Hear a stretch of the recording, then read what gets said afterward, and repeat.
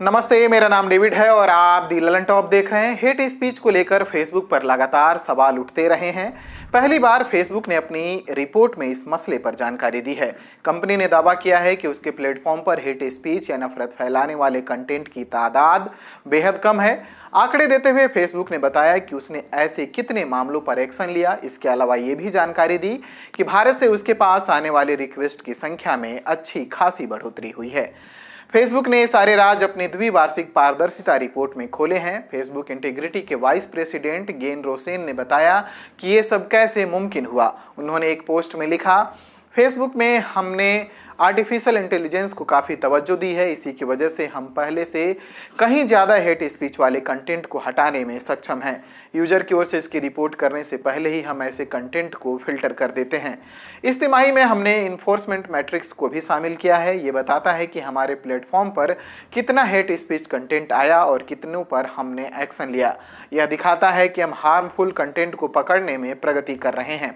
पारदर्शिता रिपोर्ट में इस साल की पहली छमाही या जनवरी से जून के आंकड़े देते हुए बताया गया है कि फेसबुक पर हेट स्पीच या नफरत फैलाने वाले कंटेंट महज 0.10 से 0.11% हैं। दूसरे शब्दों में कहें तो फेसबुक पर पोस्ट किए गए किसी कंटेंट के औसतन 10,000 व्यूज में से सिर्फ 10 से 11 ही हेट स्पीच वाले रहे।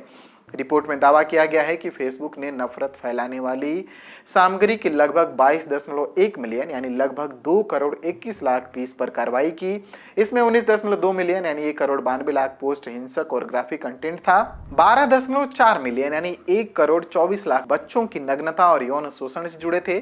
धमकाने और उत्पीड़न के 3.5 मिलियन यानी 35 लाख पोस्ट पाए गए थे। रिपोर्ट में बताया गया है कि यूजर्स का डेटा मांगने के मामले में फेसबुक को सबसे ज्यादा रिक्वेस्ट अमेरिका से मिली, दूसरे नंबर पर भारत और फिर ब्राजील रहा। फेसबुक के मुताबिक भारत से 2019 की दूसरी छमाही यानी जुलाई से सितंबर में उसे 26,698 रिक्वेस्ट मिली। इनमें से 57% पर कार्रवाई की गई। इस साल 2020 की पहली छमाही यानी जनवरी से जून में 35,560 रिक्वेस्ट आई, जिनमें से 50% पर एक्शन लिया गया। इस साल लगभग 2,186 आपातकालीन रिक्वेस्ट उसे मिली थी, जिनमें से 52% पर कार्रवाई हुई। भारत से अधिकारियों ने 57,294 फेसबुक अकाउंट के बारे में भी जानकारी मांगी थी।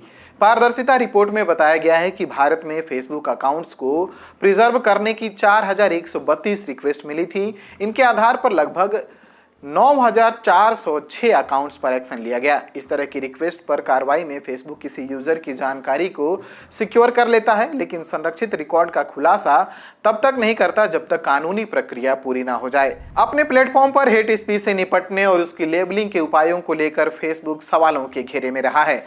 वॉल स्ट्रीट जर्नल की एक रिपोर्ट के बाद ये मामला और गर्मा गया था। इस रिपोर्ट में आरोप लगाया गया था कि फेसबुक के उस समय के पब्लिक पॉलिसी डायरेक्टर अंकी दास ने बीजेपी से जुड़े हेट स्पीच वाले कंटेंट को लेकर कार्रवाई नहीं करने दी थी। हालांकि इस मामले में फेसबुक के प्रवक्ता एंडी स्टोन ने सफाई दी थी।